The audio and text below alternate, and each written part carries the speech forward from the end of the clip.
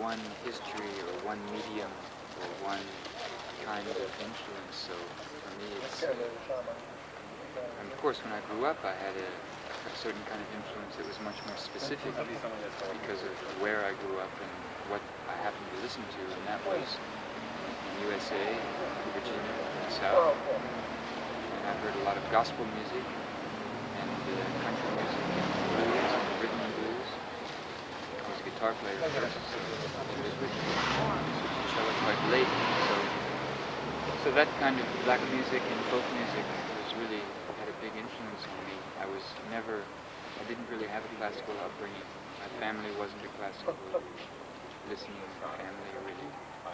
So I learned music in a way that a lot of American people learn music, which is maybe the guy next door has a drum set, so you go play it, you know. I mean, but after that, the question about influences gets quite complicated, I suppose, because when I was about 22, I was at a point where I could play on guitar with my instrument. I could play this style, okay, this other style, pretty good, this other one not so good, you know, like that. Often folk and black music influence, jazz a little bit. But I suddenly had the feeling that I didn't really know what my own music was. So I think that's, at the moment I didn't understand why, but now I think I understand why. That's the reason I quit guitar and took cello, because the cello had no history outside the classical tradition. The only history of the cello really is the classical history. So the idea to take the cello was like to start at some 0 point for me.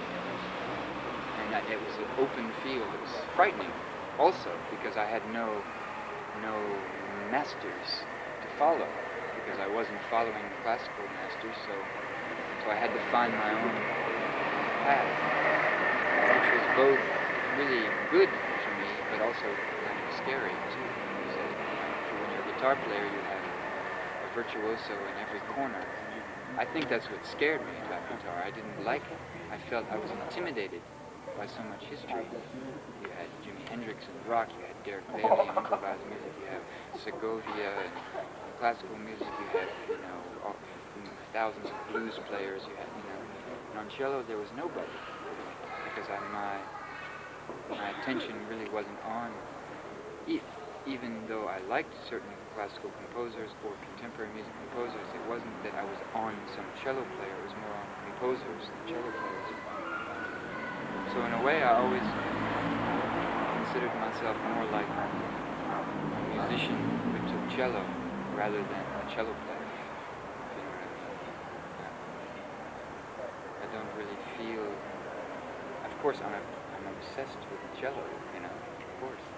But I don't feel part of some kind of club of cello players, or like I don't know so many cello players, really. In fact. Or did you have some kind of idol cello player? Of course, I listened to cello players, but I never found big answers. You know, I mean, when I first started playing cello, the only cello players I could listen to outside of the classical tradition were people like, well, Ron Carter, what he did with Eric Dolphy, which was quite limited in a way, and Abdul Wadud that was something that was interesting to me, because he was coming from blues, but he's actually very classical trained oriented, and I never really had that kind of classical training. I had a classical teacher for 2 years because I wanted to learn the cello. I didn't especially want to be a classical musician, and my teacher knew that. And I was very lucky to have a teacher who didn't care what kind of music I wanted to play. He was more interested to help. His idea of teaching was to teach someone how to be their own teacher. So that was really lucky to find somebody like that. And what's the reason for this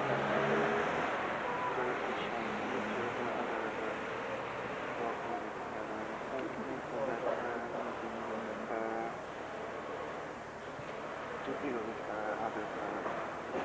the music of other cultures, more avant-garde, more brave challenge for a person that when drawing out the music of our own environment?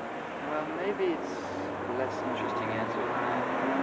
Because for me, when I first started really, of course, I was listening to, even while I was a guitar player, I discovered that you could find recordings of African music and Indian music and things like that, so I was really attracted to that.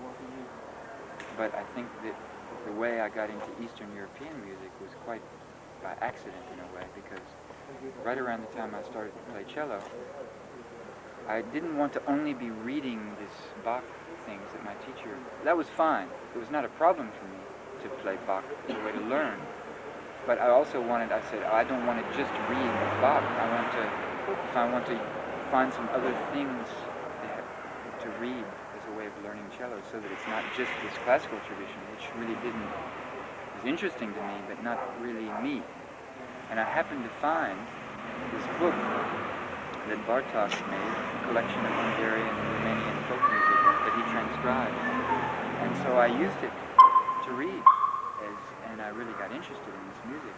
And then about 1.5 years later, suddenly I was living in the same house as a Turkish man, who's a fantastic musician, who's Ismet Saral, we do some of his music. No, that's someone else. But Ismet Saral he's dead now, but he's a Turkish man playing ney, which is the Turkish flute, and soprano saxophone. And he loved to play music all day. And we just played together, and I wrote down every song that he taught me.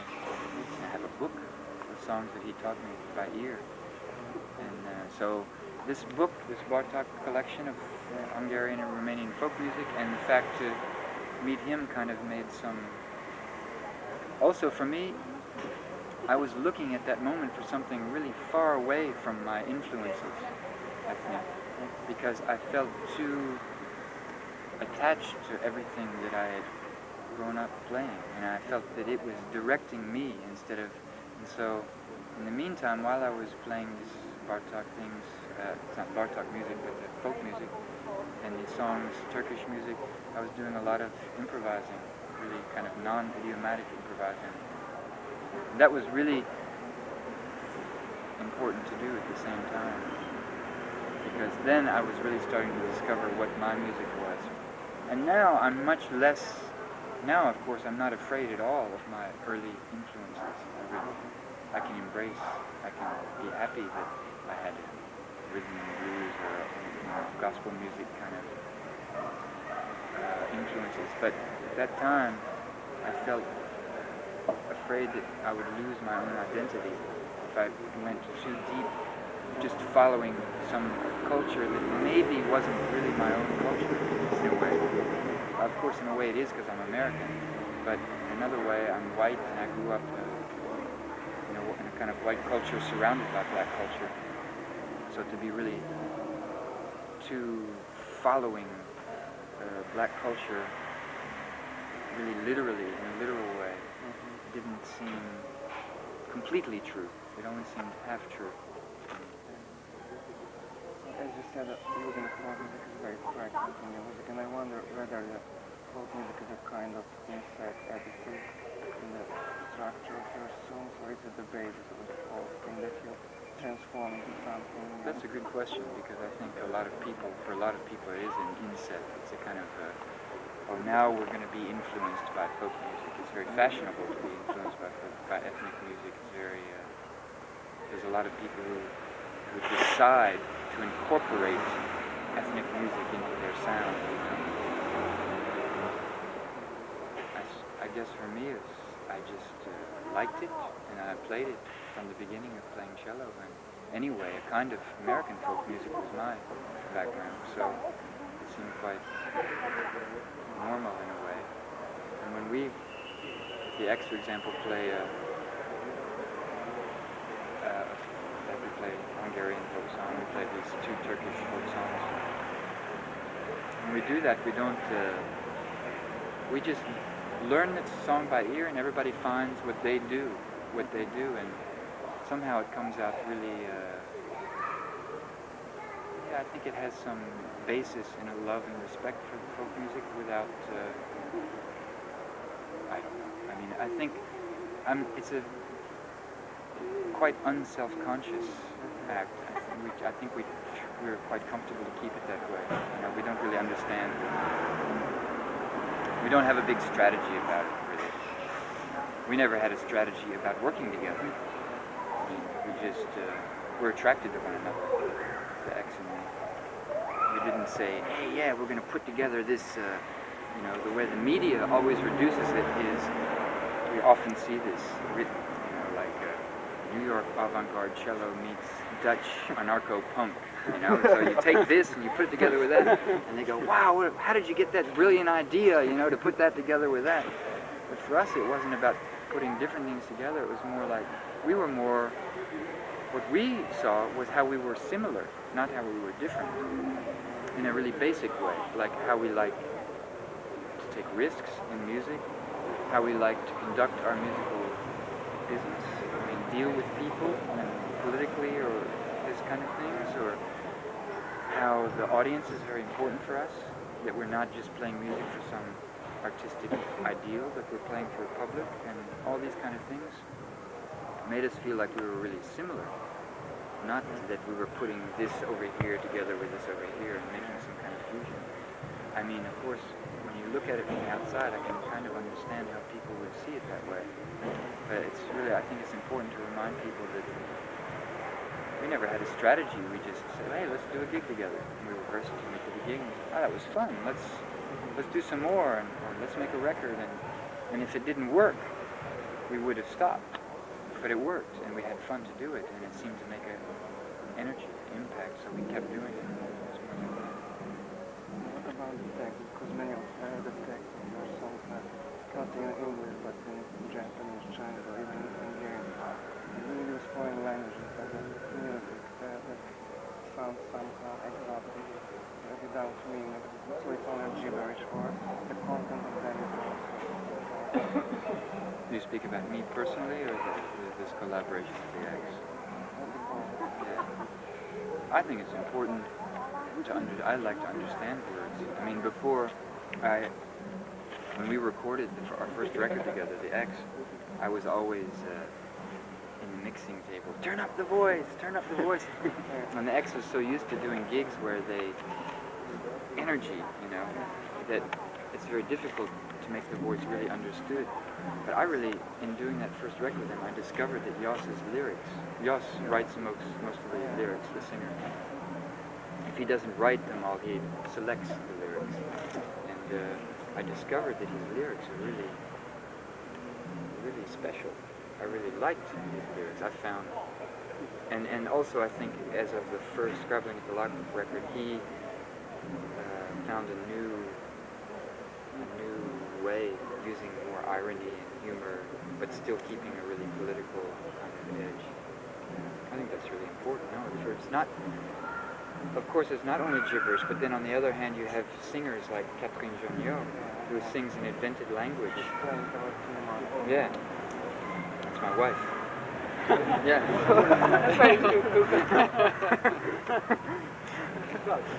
So in fact, she told me if I met anybody who she saw when she was here to say hello. So I say hello from her, because I just saw her a few days ago. And she's, for example, using the voice, I think she's going to a really more basic way that language has an impact, which is without the semantic meaning that comes back. So she's taking your voice in English. Yeah, but not only because she uses an invented language.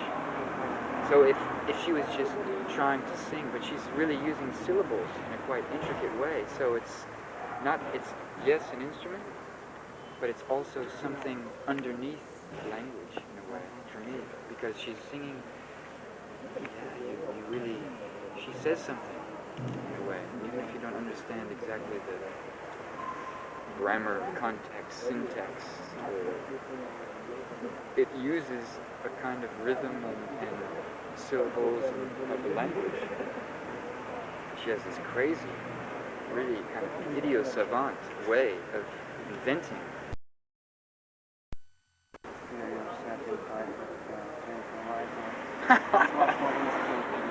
Hell no. Of course not. I mean, what what classically entrenched musician is a great improviser? Very, very few. I mean, they're victims of their training, mostly. And the great ones, like Ernst Reisiger or Janos Starker, who's not especially an improviser, but just someone who takes risks playing written music, I mean, they're people who've had the strength and the desire and the attraction to break away from that training to make something fresh, you know? No, of course not. I mean, if the punk movement did anything, it said that you don't have to be a virtuoso to make effective music, you know? I mean, it maybe, you know, that was the really important thing about that movement.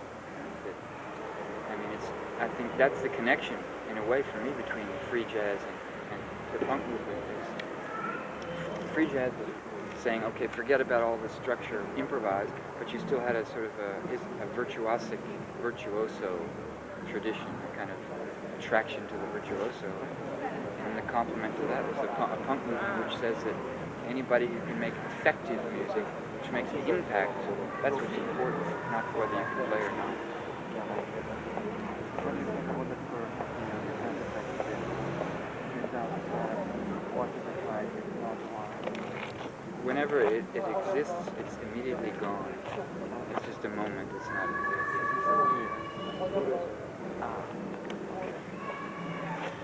My food is there. I'm very hungry. I've rode all day in the car. Még valamit kérdező, nem a Petsz. Jó, Petsz előben. Keleton-korú David nem szól. Valami. Milyen volt az együttműködés, és mikor várható újabb meg a jövő és a Petsz tervei. a David Petsz? Working together with Bradford and do you plan to work We played together about 6 weeks ago. We're moving in different paths at the moment. We're still good friends, and we'll play together again one day, but we won't do Skeleton Crew again. No, it's finished. It's history.